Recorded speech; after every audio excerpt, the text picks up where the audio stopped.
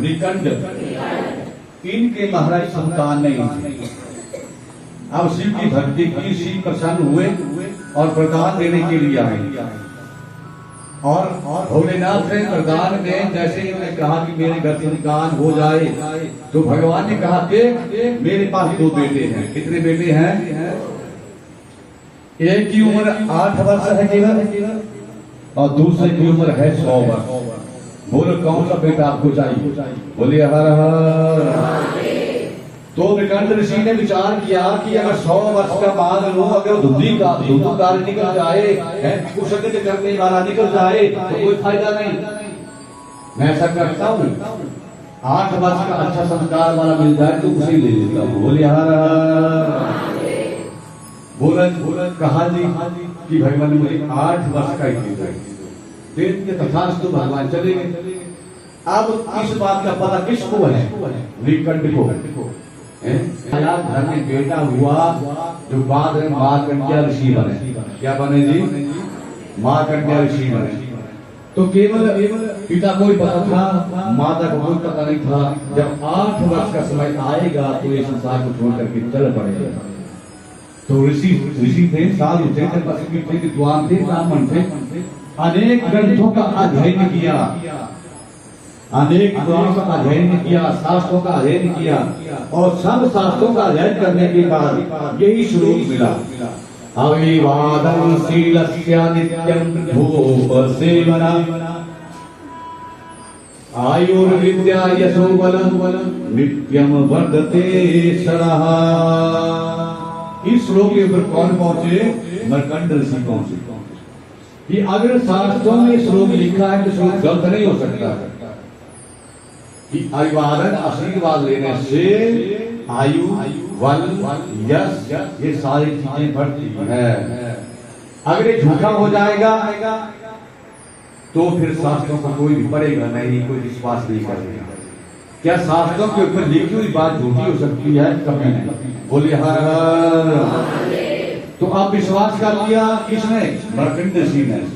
और अपने बेटे को जब बेटा हुआ तो उनके आसन के ऊपर सजनों ऋषि आते थे, साधु आते थे, बहुत संगत आती थी, संग होता था, कीर्तन होता था, कथाएं चलती थी। तो बेटे को ड्यूटी दे दी। किसको? मार्कंडेय को। जो बाहर मेन दरवाजा है, गेट है, वहां पर खड़े हो जाना।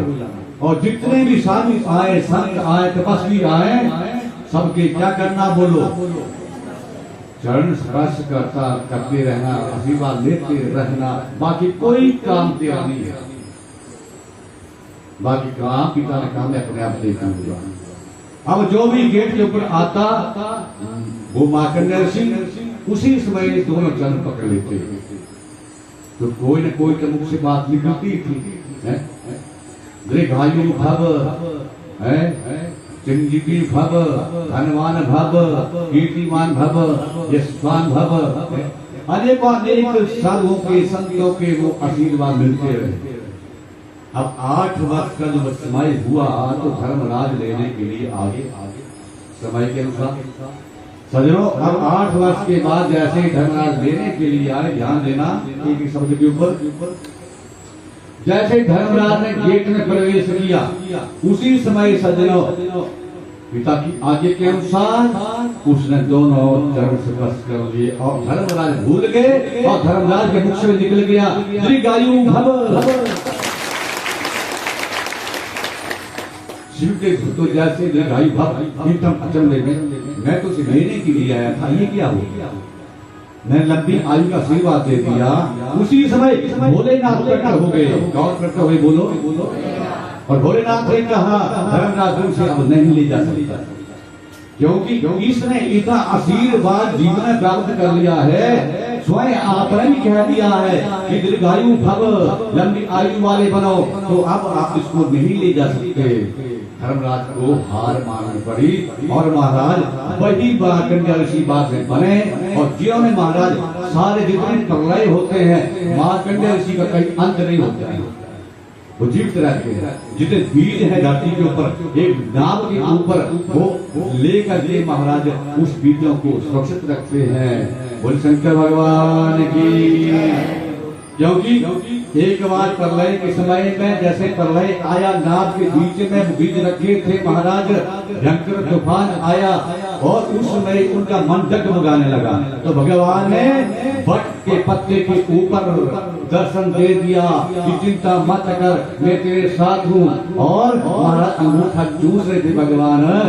वटस्य पत्रे सपुटमस्यानं बालमुकुन्दं मनसा स्मरामि, बालमुकुन्दं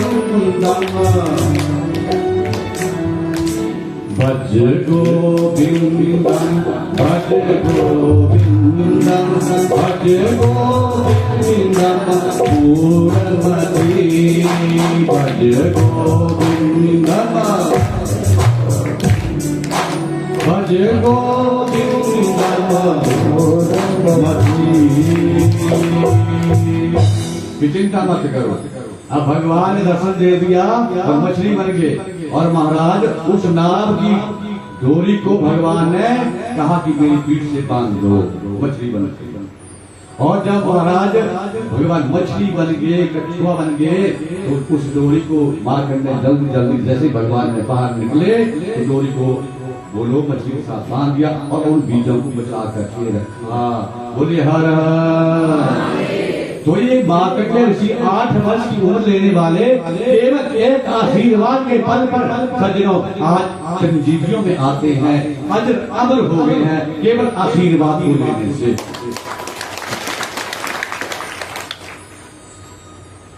तो हम सबको भी आशीर्वाद माता पिता का लेना चाहिए कि नहीं लेना चाहिए? बोलो।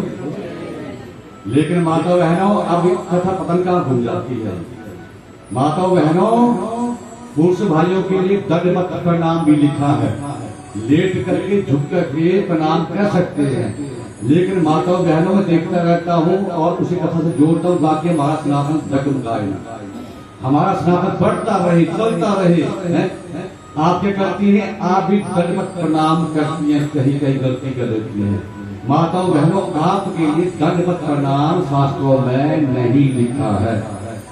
अगर आप दंडवत प्रणाम करेंगी तो धरती के ऊपर बोझ पड़ जाएगा, धरती माता कांपेगी, क्योंकि आपको सिर्फ प्रणाम करना तुमसे लिखा है। और गलती क्या करती है माता बहनें? पर पुरुष के जो चरण है बगैर पल्लू के कभी भी स्पर्श नहीं करने चाहिए। अपने पति देव की कर सकते हैं, वहां छूट है। लेकिन पर पुरुष कोई भी है तो पल्लू हाथ में आपके होना बोलो चाहिए। बोले हर हर हर। अब तो गलती नहीं करेंगे, करती है तो है? मुझे पूरा विश्वास है कि नहीं करेंगे। बोले हर हर। तो शिव के भक्तों चरण स्पर्श करने से आयु बढ़ती है। अब इधर महाराज कृष्ण श्री कृष्ण ने माता की चरण स्पर्श किए हैं, ये आशीर्वाद दे माता कि मैं जल्दी जल्दी से पूजा में सफल हो जाऊं।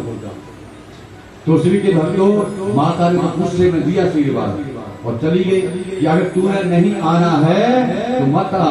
लेकिन सुन सुन कान खोल करके, आज के बाद तेरी माता का दरवाजा, तेरी माता की कुटिया तेरे लिए हमेशा हमेशा के लिए बंद बंद। तूने आज माता का कहना नहीं माना और अब तेरे लिए मेरी कुटिया का दरवाजा नहीं खुलेगा। बोले हर हर हर हर।